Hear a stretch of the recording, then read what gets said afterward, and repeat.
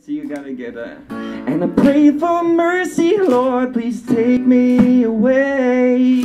And give me sunshine when I only see gray.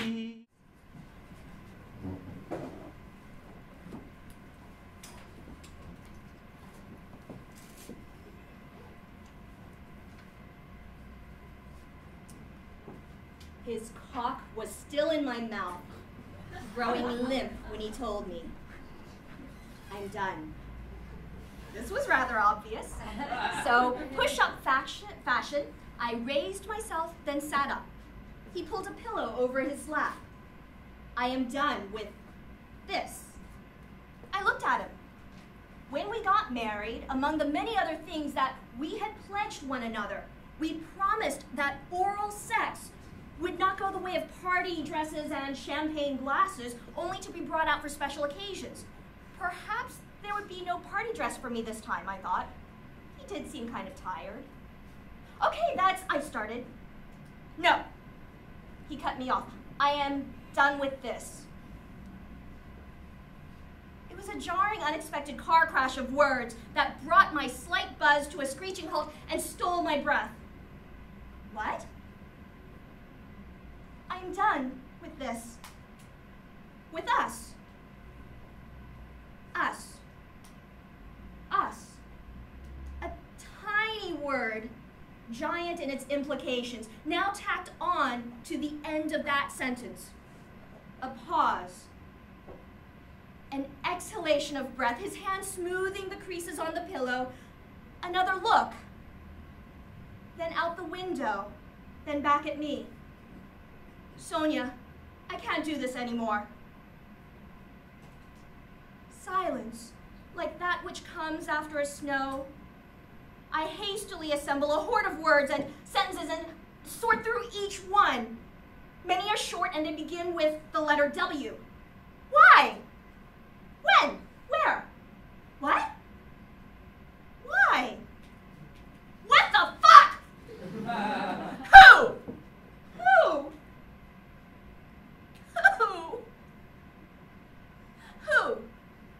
Suddenly that sick feeling that there was someone else lurking at the periphery, that somewhere along that line that us had transformed to we, and now it was apparently them.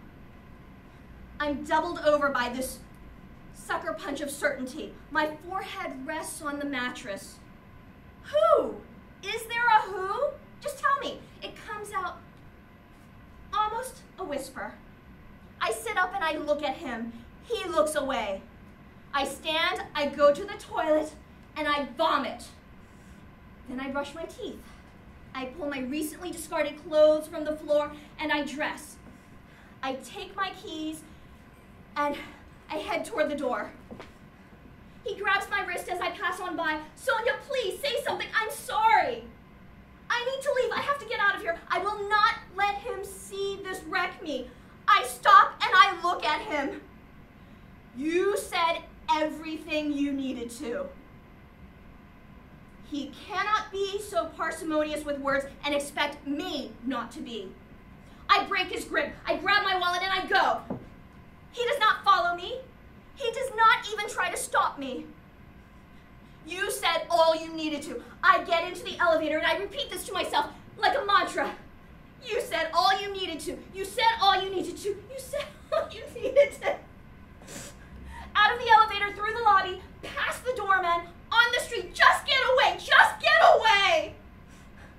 But he's there. He's breathless on the sidewalk, wearing only his jeans. He took the fire stairs. It was a game we used to play. "Sonia, just let me explain." I walk quickly away. "Please listen to me. You said all you needed to say." Explanations are only used by the guilty to make them feel better. I quicken my pace. "Please." I start to sprint. I ignore the little red man, blinking, telling me to stop. I hear him behind me. Faster! "Sonia!" I hear him, but I keep on going faster. A screech of tires, and then a thud!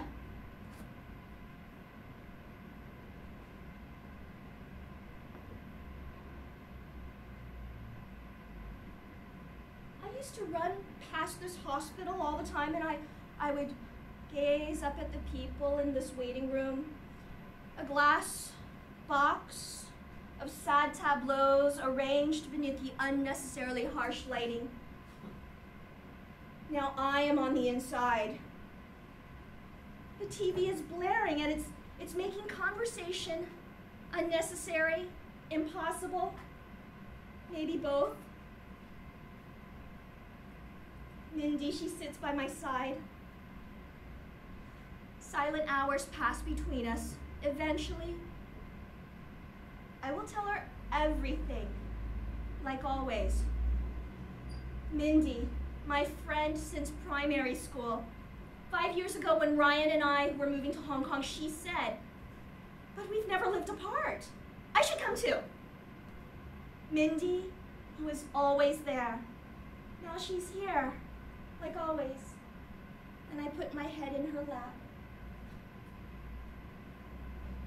When the doctor told us, I watched a single tear roll down her face.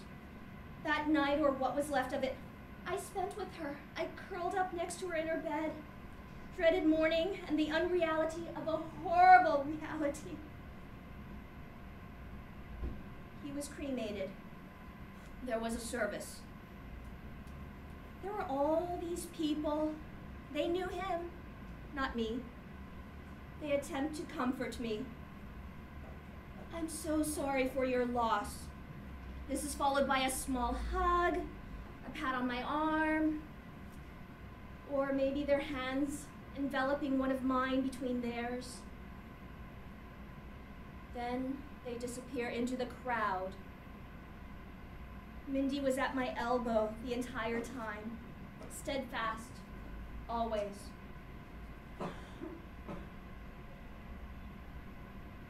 At first, I looked for clues, trying to find her, but his digital life was so pristine. There were no texts, there were no emails, calls, chats, caches, photos, receipts, nothing. Absolutely nothing. No clues, tangible or intangible. Not even a single digital dust mote. Maybe he had deleted her? Maybe she did not even exist? She was a ghost? A figment? Maybe he was just done with me. Somehow that was worse. He never said there was someone. He never said that there was not. Mindy takes my hand, she looks into my eyes, and she tells me that I should just let go of her. In 2 days, I will fly to Nova Scotia with his ashes to bring to his family. I was going through the detritus of his life, gathering things to bring back to them, and I found tucked in a sock, folded into this rarely worn wingtips, I found a black velvet box. The anniversary gift I never got. I open it.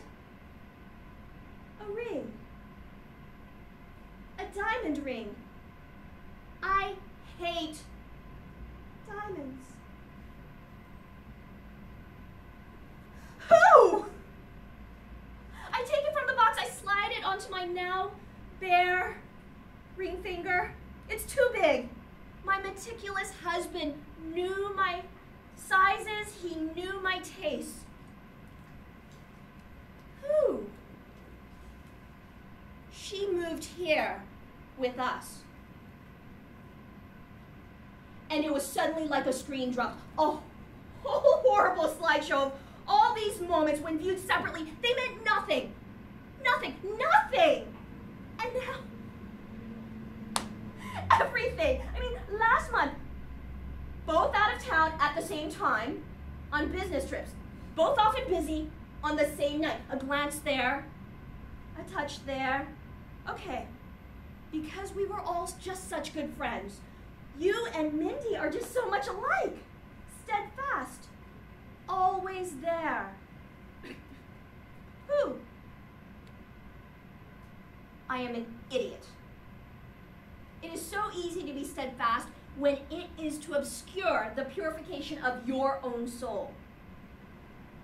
The Discovery Bay Ferry, it smells like used beer and too many applications of duty-free cologne. The fluorescent lights, they just lend a certain grotesqueness, and the ritual display of forced exuberance as the drunken primates, they return home. How could she live here? In my pocket is that ring. It's embedded in a cocoon of duct tape. Pretending to drop something, I reach down, extract the packet, and I just stick it to the bottom of the seat. The very same seat Mindy resolutely attempts to sit in every single time. She is steadfast. There will be no confrontation, no great reveal, no explanation or discussion. Knowing the nooks and crannies of their betrayal would not diminish its enormous dimension. She might even try to deny it. For 5 years, maybe more, she had said nothing. I had told her everything and always. And she apparently told me nothing. Nothing. Nothing. This is what I have left. We, us, them. At the hospital, when I tried to say goodbye to Ryan, she said to me, I'm sorry, I'm so sorry. I'm so sorry. At least I thought at the time she was saying it to me. For now, though, I'm done. I'm out of here. I'm gone. Maybe in a year or two, maybe never, I will tell her about that ring, and that assuming it has even survived the vagaries of time, curious passengers, zealous cleaners, and whatever else. I don't know, I don't care. It was there, right there, all along, right there. Until then, though, that ring will travel back and forth, hour after hour, day after day after day. And on some days, she will be so very close to it and never even know it's there.